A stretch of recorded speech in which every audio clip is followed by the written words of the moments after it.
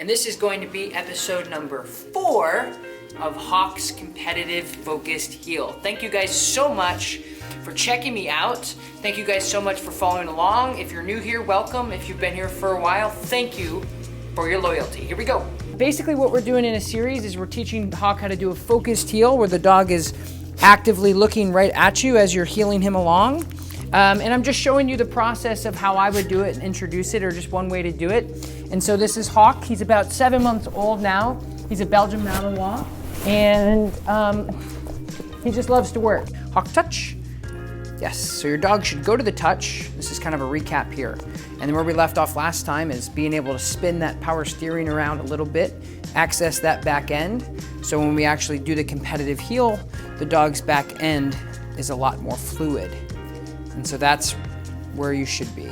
Good, good. And so now this last step here, guys, is being able to remove the food and also the principles of power steering with the dog. I'm not gonna go into too much depth with the power steering because it's a whole different ball game when you're working with individual dogs. But the idea, guys, is being able to have the dog focus on the food and have the body follow the food. So when I come out, I'm gonna power steer the dog around. Yes, good, and his whole body is gonna follow in a fluid motion. So that's gonna play a big role when we touch. Have the dog touch, and I say left. Left the dog to me, good. And then I heel the dog from here. Sit, yes, good. And so a couple of things I wanna point out here is Force Mickey, one of my good friends, is a great mentor and just a really great person when it comes down to competitive heeling. He taught me a lot of these little tricks. And so for the power steering, what you wanna be able to do is take your food, flick your wrist, yes, and then move the dog around. Yes. So you take the dog up high and flick your wrist. Yes, and then you pay him when they get into the proper position. So it takes a little bit of practice, so I'm gonna do this a little bit with Hawk, and I'm gonna montage this so you guys can see me practice this with him.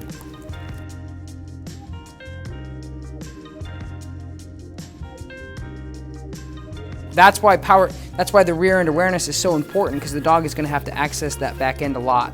So that's a good picture for you guys to see here. Spin, yes, good boy. So that was a nice fluid spin there. Yes, good.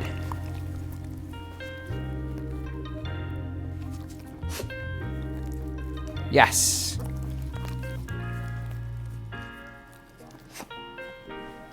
Good.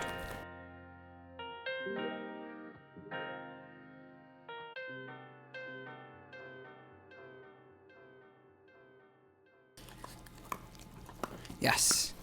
So once you incrementally can get your dog to power steer and turn like that and access his back end, something you want to practice on over and over again. Yes, good. Good. Good boy. Good boy. Yes, a good boy. Yes, break. And so there was the magic, guys. That was the first time I introduced that to him. So once you introduce that power steering motion of the dog following the food on the hand, and then this back end swings, then you're able to do what I just did there, is I put it all into one big picture. So this is the micro. He loves the food. So this is the micro picture, guys. Spin the back end. Yes. What I'm gonna do is I'm gonna put this head really high, and now I'm gonna paint you guys the big picture of what I wanna see. Power steer. Yes. Yes. Come on, buddy. Yes. Good boy. Yes. Yes. Good boy. Good boy. Yes. Heel. Good. Now I walk off with it. Yes, buddy. Good boy. Yes. Good boy. Touch. Yes. Good boy. Break. Good. So that was awesome. So what you just saw was step by step what we're trying to paint here. Is Hawk knew how to do the touch, then he knew how to move his back end, and then he knew how to power steer, which is just turning the dog's body through a steering motion with your hand. And then what I did is I made it one big scenario for him, is I heeled him around the room with the power steering that he knew about before, so he knows that behavior, and then I threw it all into one big thing. Really happy with that. That's what makes That's what makes me as a dog trainer really happy. Like I said before, those type of moments give you the goosebumps where you just get really excited because the dog finally captures everything that you want him to do. Now, so one thing you can do if your dog is really struggling with moving that back end around, which is what I've done in the past with some of my other dogs, is help guide them through just pressure. Hawk, touch, touch. Good. Good boy. Get that high reward. And I'm gonna take this leash, the slip leash. Good. Good. Yes. Good.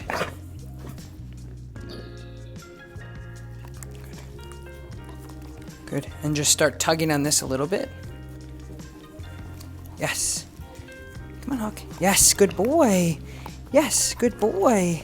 Yes, good boy. Good. Good. Yes, good. Good. And you can keep this pressure. Yes, good boy. Good. Just to help that back end move around a little bit. Good. Good. Power steer, crank. And now the harder part, which is how do you remove the food when you've basically taught the whole thing the whole time with food, which takes a little bit of finessing, it takes a little bit of time. And I'm gonna walk you through that process right now. Number one thing to remember during this time is definitely patience. So I'm gonna paint him a picture. I'm gonna do this. I'm gonna walk forward. 1, 2, 3, good, heel. I'm marking the heel as I go. Good heel. Good heel. So what I'm gonna do is call this contacted. So he's contacted with food. I'm gonna go forward, heel. 1, 2, 3, 4. Yes, good. And I'm gonna pay him right there. Good. And so you slowly start moving your hand away from the dog's face. Heel. 1, 2. Nope. So he's gonna struggle with this, but that's okay. That's what most dogs do. 1, 2, 3. Yes, good. So he's fully contacted there. So he's not away from it yet. He's not disconnected. I'm gonna do it again. Heel. 1, heel. 1, 2, 3. Yes, good. So he was a little bit contacted with his whiskers there. Good. I'm gonna do it again. I'm gonna set him up, looking at me. 1, 2, 3, 4, 5. Yes, good. A little bit of whisker contact. It's a new thing I'm making up. So again, heel. 1, 2, 3, 4. Ooh, good. I like the enthusiasm. I'm okay with that. So incrementally, this is what I'm going to do. Hawk, heel. 1, 2, 3. Yes, good. Full disconnect right there. That was beautiful. Fully disconnected without the food contact. That's the first step. Come here, buddy. So I'm going to progressionally do this with him. I'm going to go. The key here, guys, straight line. Go in a straight line. Don't do spins. Don't do squares. Just go straight from where you're at and be consistent with it. Heel. 1, 2, 3, 4. Yes, good boy. Good boy. So if you watch that time, that was really cool. What I did is I contacted and then released. Heel. 1, 2, 3, 4, 5. Yes, good boy. 1, 2, 3. Yes, good boy. Good. Good. So I find that that's working better for him. Contact, then lift. Heel. 1. Nope. Heel. 1, 2, 3, 4, 5, 6. Yes, good. 6 steps. Good boy. Good boy. Hawk, heel. 1, 2. Nope. So give him a little pressure. So if this happens, guys, give a little pressure. 1, heel. 2, 3, 4, 5, 6. Yes, good boy. Good job, big man. Wonderful job. There's my buddy. So he's doing fantastic. So what I'm doing, guys, is very simple. When I'm heeling him forward, I'm taking the food and I'm doing this. And slowly I'm starting to remove the food and he's getting paid for a couple incremented steps forward without the contact of the food. So I'm going to continue to do this and see how far I can get, because this is exciting for me just to teach him, not because I'm on film and I'm teaching you guys. It's exciting for me too because he's learning something, and this is the first process and the first step that we've done this with him. remove, 1, good, heel, heel, good, good, heel, good, heel, yes, good, heel, good boy. And that's gonna be your homework, is to incrementally make those 3 steps without the contact of the food, and then break, and then go 4 steps, and then 5 steps, and then 6 steps. And as you can see, when I heel him forward, if his head isn't in the right positioning, I'm give him a little leash pressure when his head is down. So you can use a little bit of leash pressure during this time. Good boy. Good. Heel. 1, 2, 3, 4, 5. Yes, good boy. So one thing I have, I can give you guys a tip, is I have a big piece of food. Okay, and I'm letting him work through that. So here's what I'm gonna show you guys this again. So I'm gonna show you guys in a zoomed effect how to start moving that food out. So here I have him driving hard. I remove the food out of contact. 1, 2, 3, 4. Yes. 1, 2, 3, 4. Yes, I pay. I can go forward again. 1, 2, 3, 4. Yes, good.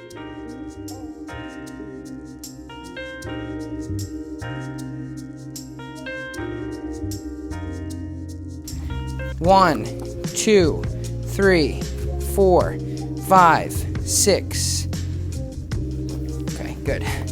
So as you can see, that 5th step without the food is probably his threshold. So I'm gonna continue this piece of food out, show you guys how to do it, and that's how you start releasing the food away. You incrementally pull the food up, go 5 steps without food, 6 steps without food, but more importantly, you're marking the heel command. So then in the future, your dog knows really clearly what the heel is, and you can correct them if they decide to look away or if they put their head down.